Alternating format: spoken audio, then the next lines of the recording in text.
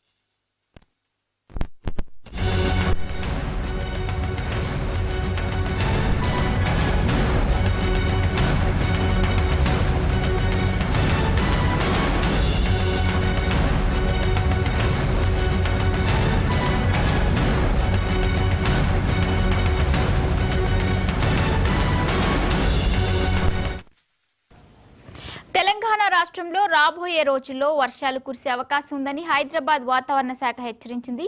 రాష్ట్ర వ్యాప్తంగా 11 జిల్లాలకు ఎల్లో అలర్ట్ జారీ చేయగా 4 జిల్లాలకు ఆరెంజ్ అలర్ట్ ప్రకటించింది. ఇక ఇదే అంశంపై మరింత సమాచారం మా కరెస్పాండెంట్ రామ్ నరేష్ అందిస్తారు. రామ్ నరేష్, చెప్పండి.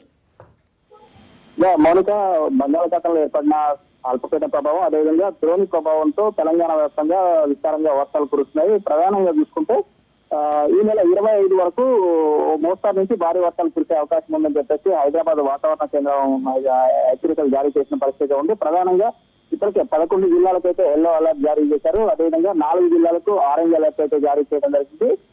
ప్రధానంగా ఏదైతే నిజామాబాద్, అదేవిధంగా కామారెడ్డి, ఆదిలాబాద్ ఈ ప్రాంతాలకు సంబంధించి ఆరెంజ్ అలర్ట్ అయితే జారీ చేశారు. ఉరుములతో కూడిన వర్షం కురిసే అవకాశం ఉంది, అదేవిధంగా పిడుగులు పడే అవకాశం ఉంది. కాబట్టి ఈ ప్రాంతాల్లో ప్రజలు కొంచెం అప్రమత్తంగా ఉండాలని చెప్పేసి హైదరాబాద్ వాతావరణ కేంద్రం హెచ్చరికలు జారీ చేసింది.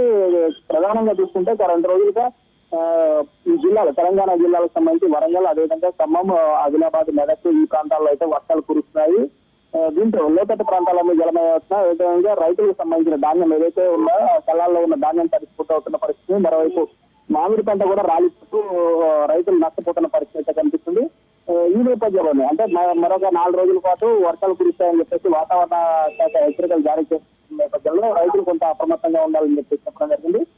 దీనికి సంబంధించి ఏదైతే వర్షాలు కురుస్తాయని వాతావరణ శాఖ హెచ్చరికలు జారీ చేసిన నేపథ్యంలో రాష్ట్ర ప్రభుత్వం కూడా దీనికి సంబంధించి అంటే రైతులు ధాన్యం తడవకుండా ఉండేందుకు అవసరమైన చర్యలు తీసుకోవాలని చెప్పేసి, అదేవిధంగా కొనుగోలును వేగవంతం చేయాలని చెప్పేసి సీఎం ఆదేశించడం జరిగింది. మరోవైపు హైదరాబాద్ కు సంబంధించి ఇప్పటికే ఇన్ఛార్జి మంత్రిగా ఉన్న పొన్నం ప్రభాకర్ డిజాస్టర్ మేనేజ్మెంట్ కి సంబంధించి అన్ని శాఖలు అప్రమత్తంగా ఉండాలని చెప్పేసి ఆదేశించడం జరిగింది.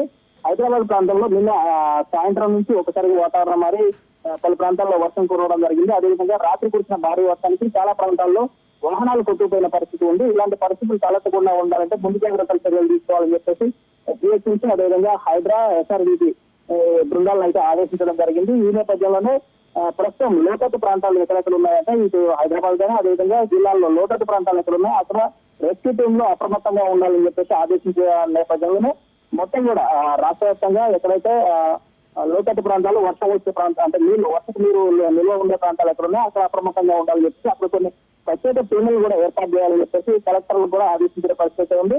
మొత్తంగా చూసుకుంటే ఈ నెల 25 వరకు వర్షాలు మోస్తారు నుంచి భారీ వర్షాలు కురుస్తాయి కాబట్టి ఆయా ప్రాంతాల్లో ఎప్పటికప్పుడు ముందు జాగ్రత్త చర్యలు తీసుకోవాలి, ఆ ప్రజలను అప్రమత్తం చేయాలని చెప్పేసి చెప్తున్న పరిస్థితి ఉంది. హైదరాబాద్ లో రానున్న 2-3 గంటల్లో మోస్తారు నుంచి భారీ వర్షం కురిసే అవకాశాలు అయితే ఉన్నాయని చెప్పి వాతావరణ శాఖ ప్రకటన జారీ చేసింది. ఈ నేపథ్యంలోనే ట్రాఫిక్ అంతరాయం జరగకుండా వాటర్ లాగింగ్ పాయింట్లు ఎక్కడ ఉన్నాయి అక్కడ కొంత అప్రమత్తంగా ఉండాలని చెప్పేసి జిహెచ్ఎంసీ అధికారులు కూడా సూచించడం అయితే జరిగింది. దానితో right, thank you Ram Naresh.